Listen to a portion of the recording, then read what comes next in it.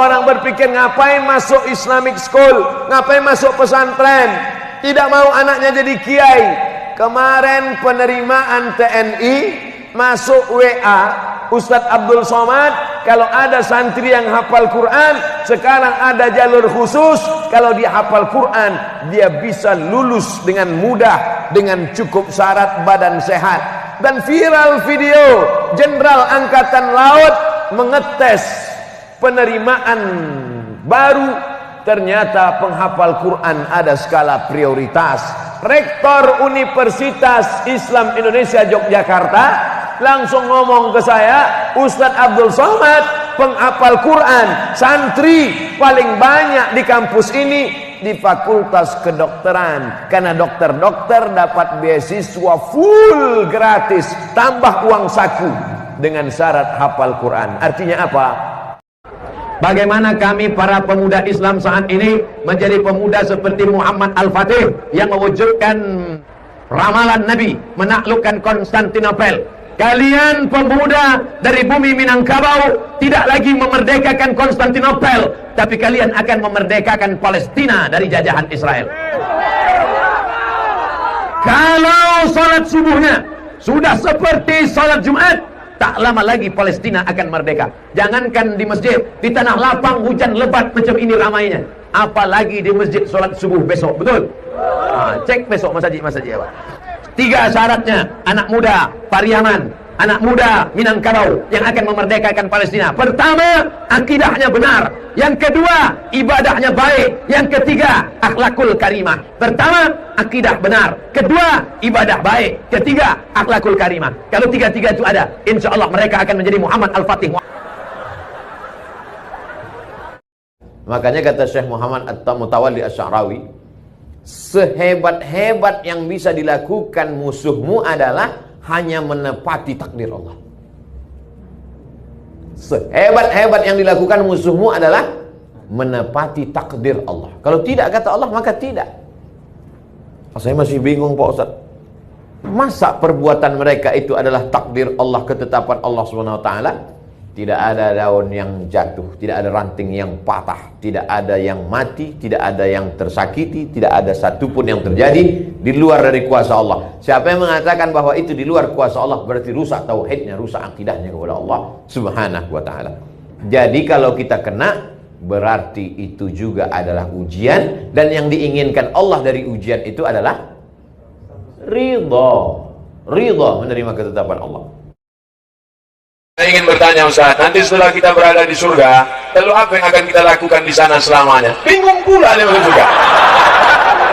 Nampak betul tanda-tanda tak masuk. Orang di surga itu kenikmatannya, mala a'yunun ra'at, tak pernah ditengok mata, wala uzunun sami'at, tak pernah didengar telinga, wala khatara ala qalbi bashar, tak pernah terlintas di hati manusia. Main game aja kadang tak sadar 5 jam, betul? Apalagi dalam surga, la yadkhulul jannata ajuzun, orang tua tak masuk surga. Mendengar hadis orang tua tak masuk surga, datang nenek-nenek menangis. Kenapa kau menangis? Orang tua tak masuk surga. Kata Nabi, orang tua masuk surga, cuma nanti sampai di surga umurnya berubah jadi 30, 31, 32, 33. 30, 31, 32, 33. Masuk akal. Bayangkan kalau masuk surga umur 70, dikasih kacang goreng. Masuk surga kalian umur 70, dikasih bidadari, mau diapain? Kapan sih makmum baca Al-Fatihah? Makmum itu baca Al-Fatihah kalau sholatnya jahriyah, maghrib, isya, subuh, yang suara imam kedengeran, makmum itu baca Al-Fatihah setelah imam baca Al-Fatihah. Waladdallin, amin, baru baca Fatihah makmum di situ. Amin. Habis baca Fatihah, makmum nggak usah baca apa-apaan, simak bacaan imam. Nah, habis ente baca Al-Fatihah itu, setelah baca amin, imam baca Al-Fatihah, ente dengerin bacaan imam. Kecuali kalau bacaan suratnya imam enggak kedengeran, baru ente baca surat buat ngisi kekosongan sampai ruku imam. Tapi kalau di sholat duhur baca dari awal, terus kadang ada yang didengerin bacaan imam, jadi ente baca aja sendiri dari awal, gitu.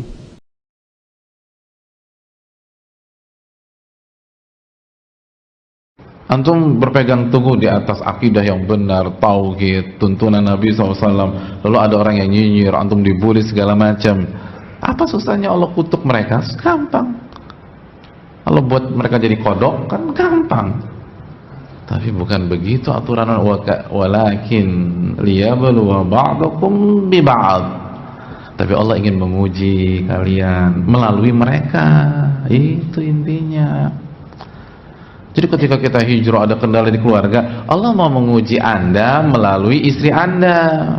Allah ingin menguji Anda melalui suami Anda. Allah mau menguji Anda melalui anak-anak Anda. Kita dapat atasan yang benci banget dengan perubahan kita. Ingat nih ayat, Allah ingin menguji kita melalui atasan kita. Itu pola. Terus terang jemaah,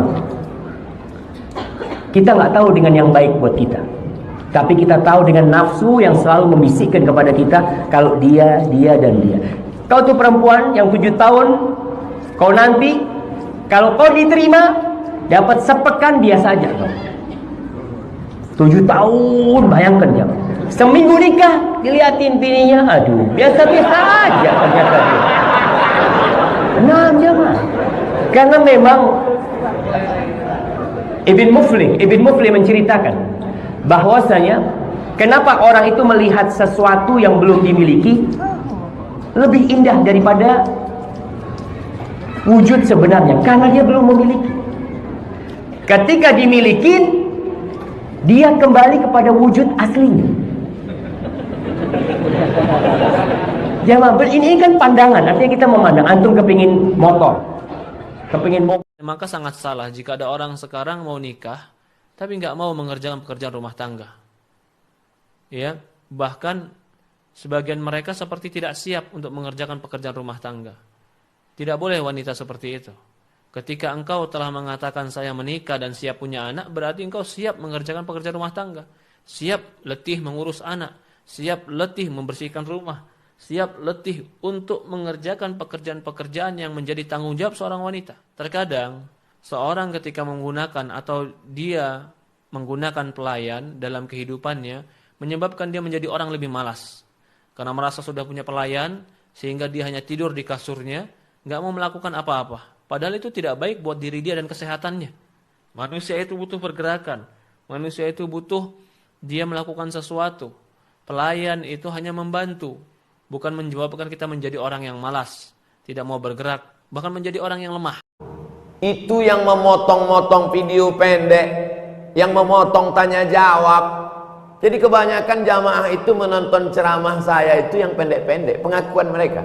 Kami selalu nonton ustaz yang pendek-pendek. Kalau yang panjang tuh kami mengantuk, bosan, dan yang paling penting paket kami cepat habis gitu. Siapa yang memotong video pendek-pendek itu? Kalau bukan anak-anak muda yang hebat faham IT.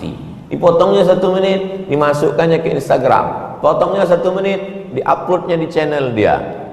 Kau mengupload video Ustaz Somad ini kan nggak dapat duit, ngapain kau upload? Aku berjuang lillah dan li follower.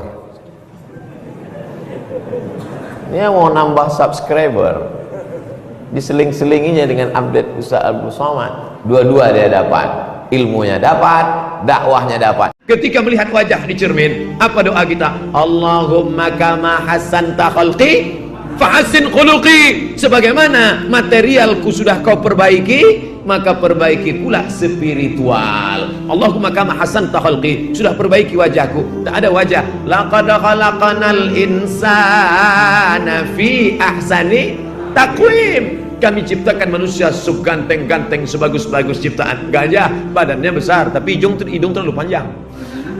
Monyet mantap, bulu pula terlalu lebih. Oleh sebab itu yang paling mantap manusia sempurna fisiknya, tapi kalau spiritualnya tak dijaga, maka dia bisa jatuh rendah. Summa radadnahu asfala safilin, terbawah di antara yang paling bawah. Apa dia? Mereka lebih hina daripada binatang. Ulaika kal an'am, mereka macam binatang. Balhum adall, bahkan lebih hina, lebih buruk, lebih jelek, lebih sesat daripada binatang. Nah,